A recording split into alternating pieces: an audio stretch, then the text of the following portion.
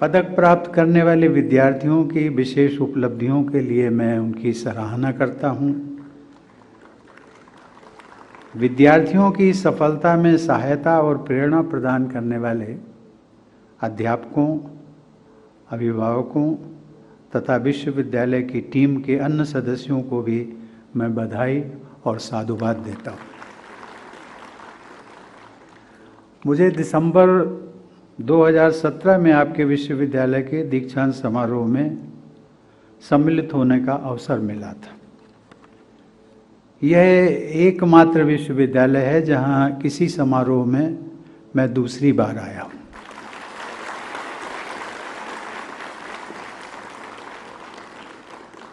आपका यह विश्वविद्यालय बाबा साहब के विचारों के अनुरूप शिक्षा के माध्यम से अनुसूचित जातियों और जनजातियों के समावेशी विकास हेतु विशेष योगदान दे रहा है। इन वर्गों के विद्यार्थियों के लिए, जैसा आप सब लोग जानते भी हैं, इस विश्वविद्यालय में प्रवेश हेतु 50% सीटों का आरक्षण तथा अन्य सुविधाओं के विशेष प्रावधानों से ऐसे विद्यार्थियों के लिए उच्च शिक्षा के अवसर बढ़े हैं। साथ ही इन विद्यार्थियों में से उत्कृष्ट प्रदर्शन करने वालों को अलग से पदक प्रदान करके प्रोत्साहित किया जाना भी एक सराहनीय पहल है। ये सभी प्रयास आप सबके इस विश्वविद्यालय की समावेशी संस्कृति को और मजबूत बनाएंगे। इस प्रकार आप सबका यह विश्वविद्यालय समता मूलक समाज के बाबा साहब के स्वप्न को पूरा करने की दिशा में सराहनीय योगदान दे रहा है।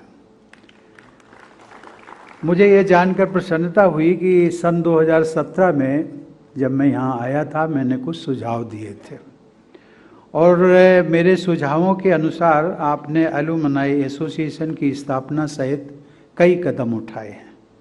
मुझे यह जानकर प्रसन्नता हुई कि इस विश्वविद्यालय द्वारा ऐसे प्रयास किए जा रहे हैं जिनसे विद्यार्थियों को शिक्षा व रोजगार के बेहतर अवसर प्राप्त हो सकेंगे। इन प्रयासों के लिए मैं कुलाधिपति डॉक्टर प्रकाश वर्तुनिया, कुलपति प्रोफेसर संजय सिंह तथा विश्वविद्यालय की पूरी टीम की सराहना करता हूँ।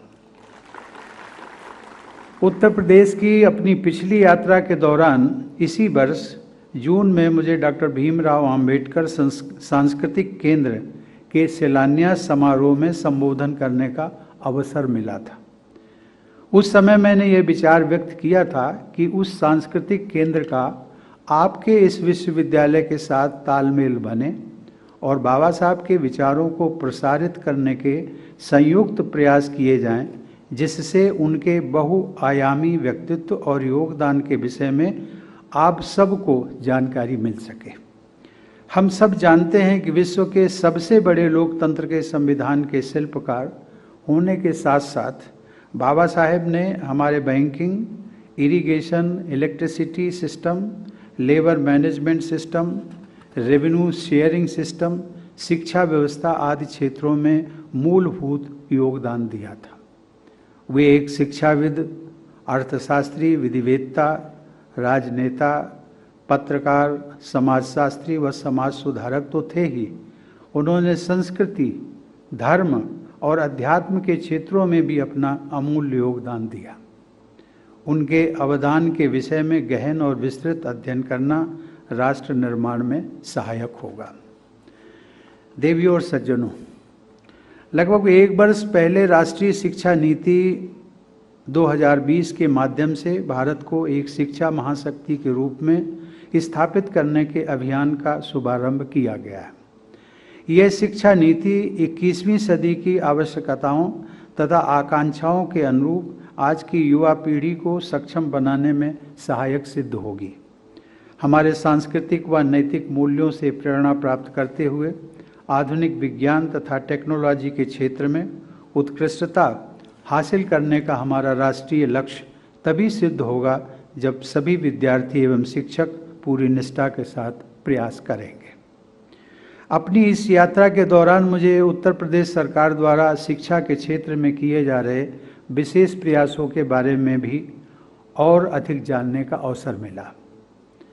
नई राष्ट्रीय शिक्षा नीति के अनुरूप राज्य में शिक्षा व्यवस्था को सुदृढ़ बनाने के लिए अनेक कदम उठाए जा रहे हैं। सामाजिक न्याय और व्यक्तिगत उन्नति के लिए शिक्षा ही सबसे प्रभावी माध्यम होती है। शिक्षा के विकास हेतु किए गए इन प्रयासों की भरपूर सराहना की जानी चाहिए।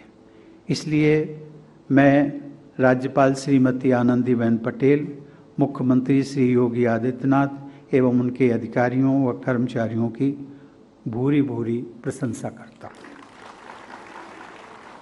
आज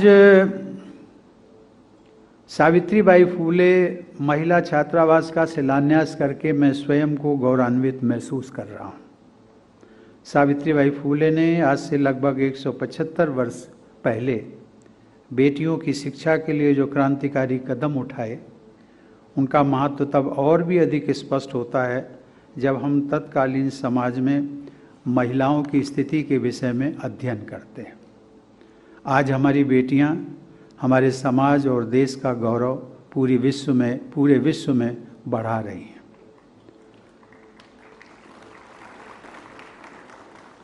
जब भी उन्हें मौका मिलता है तो बढ़ाती हैं। आज भी हमने देखा, हाल ही में संपन्न हुए ओलंपिक खेलों में हमारी बेटियों के प्रदर्शन से पूरे देश में गर्व की भावना का संचार हुआ है। आज प्रत्येक क्षेत्र में हमारी बेटियों ने अपनी प्रभावशाली उपस्थिति दर्ज की है। समान अवसर मिलने पर प्रायः हमारी बेटियां हमारे बेटों से भी आगे निकल जाती हैं। आज के इस समारोह में भी पदक विजेताओं में बेटियों की संख्या अधिक है। इस परिवर्तन को एक स्वस्थ समाज और उन्नत राष्ट्र की दिशा में बढ़ते हुए कदम के रूप में देखा जाना चाहिए। और सचमुच में मुझे लगता है कि बाबा साहब का जो मूल सपना था, he has a everlasting dream for women empowerment, वो सचमुच में अब सच होता हुआ दिखाई पड़ रहा है।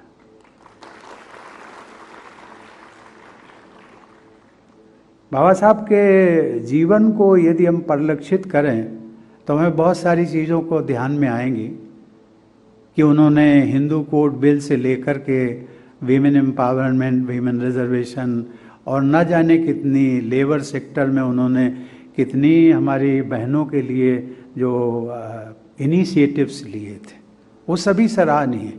शायद हम कल्पना नहीं कर सकते हैं कि उस समय जो सामाजिक व्यवस्था थी उसमें इस प्रकार के कदमों के बारे में सोचना भी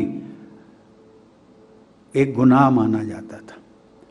लेकिन उस गुनाह से के खिलाफ मजबूती से खड़े होकर के एक महापुरुष जिसने इस देश की तकदीर को बदला है, उसका नाम डॉक्टर भीमराव अंबेडकर।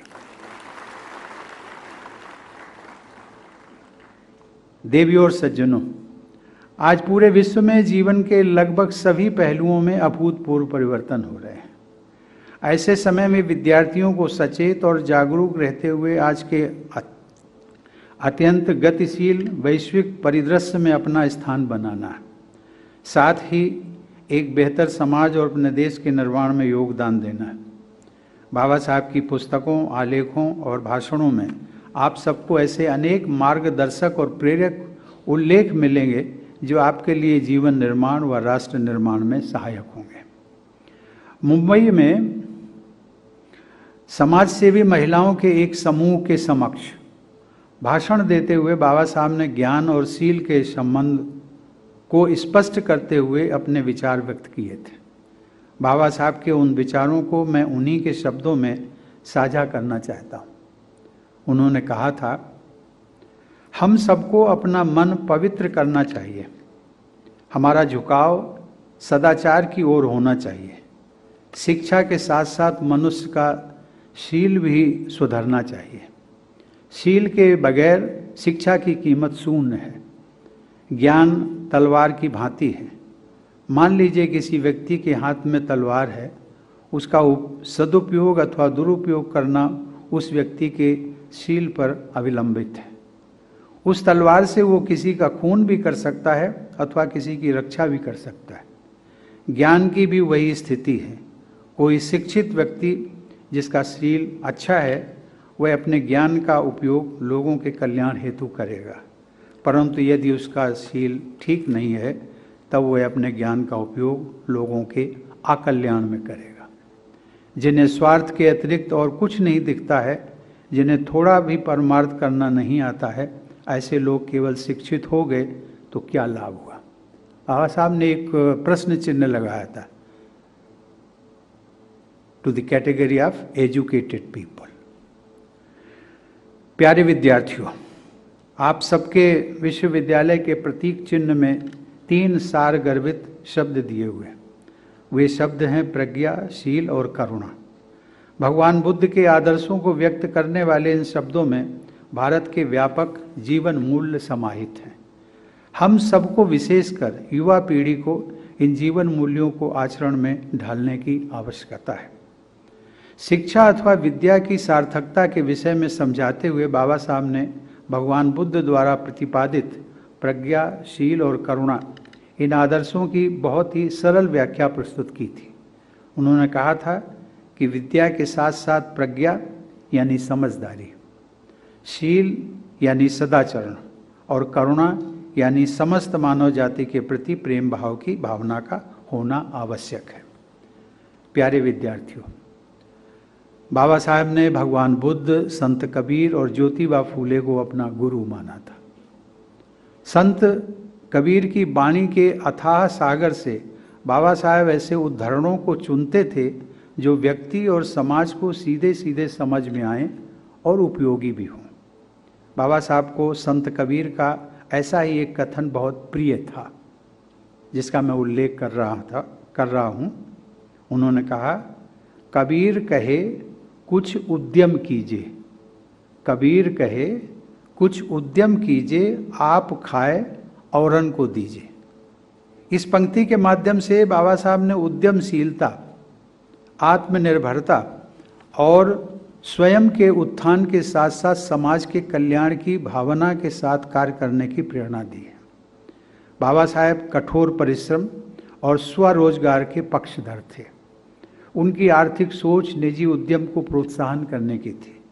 आज यदि बाबा साहब होते तो उन्हें ये देखकर बहुत प्रसन्नता होती कि भारत के हजारों उद्यमी युवा स्वरोजगार के प्रति उत्साहित हैं और बहुत से लोगों को रोजगार दे रहे हैं। आज भारत में बहुत ही अच्छा स्टार्टअप इकोसिस्टम है। एक आकलन के अनुसार देश में लगभग 100 यूनिकॉर्न यानी ऐसे स्टार्टअप हैं जिनमें से प्रत्येक का मूल्यांकन $1 बिलियन से अधिक है और उन सब का मार्केट कैपिटलाइजेशन कुल मिलाकर लगभग 18 लाख करोड़ रुपए है। यूनिकॉर्न्स की कुल संख्या के आधार पर आज भारत का विश्व में 3रा स्थान है। अधिकांश यूनिकॉर्न्स युवाओं द्वारा स्थापित हैं। यह युवा शक्ति ही हमारे देश की सबसे बड़ी ताकत है। आप सब भी ऐसे युवा उद्यमियों से प्रेरणा लेकर जॉब सीकर होने के बजाय जॉब क्रिएटर बनने के विषय में सोचें, कार्य करें और जीवन में आगे बढ़ें। मुझे यह जानकर प्रसन्नता हुई कि आपके विश्वविद्यालय में इनोवेशन और उद्यमशीलता को बढ़ावा देने के लिए सुविचारित प्रयास किए जा रहे हैं। आज देश की आधी से अधिक आबादी की आयु 25 वर्ष से कम है। इस ऑडिटोरियम में बैठे जब मैं आप सब लोगों को देखता हूं तो अधिकांश युवा भी 25 वर्ष से कम आयु के होंगे। मैं आशा करता हूं कि आज़ादी के 75वें वर्ष के उपलक्ष्य में आजकल पूरे देश में चल रहे आज़ादी के अमृत महोत्सव के बारे में यहाँ उपस्थित विद्यार्थीगण अवगत होंगे और किसी न किसी रूप में भागीदारी भी कर रहे होंगे। सन 2047 में जब हमारा देश आज़ादी की शताब्दी मनाएगा तब आप जैसे युवा देश को नेतृत्व दे रहे होंगे। मुझे विश्वास है कि आपकी पीढ़ी के प्रयासों से सन 2047 का भारत सब प्रकार के भेदभाव से मुक्त एक विकसित देश के रूप में प्रतिष्ठित होगा। भविष्य के उस भारत में न्याय, समता और बंधुत्व के संवैधानिक आदर्शों को हम पूरी तरह अपने व्यक्तिगत और सामूहिक जीवन में ढाल चुके होंगे। हम एक समावेशी विश्व व्यवस्था में निर्णायक भूमिका निभा रहे होंगे। ऐसे समता मूलक एवं सशक्त भारत के निर्माण के लिए आप सबको आज से ही संकल्पबद्ध होकर जुटना है। मैं चाहूँगा कि आप सब भारत को विकास की ऐसी ऊंचाइयों तक ले जाएं जो हमारी कल्पना से भी बहुत ऊपर हो। यही बाबा साहब का सपना था और उस सपने को हम सबको, पूरे देशवासियों को मिलकर के पूरा करना है। मैं एक बार पुनः आप सबके उज्ज्वल भविष्य की कामना करता हूँ। धन्यवाद। जय हिंद।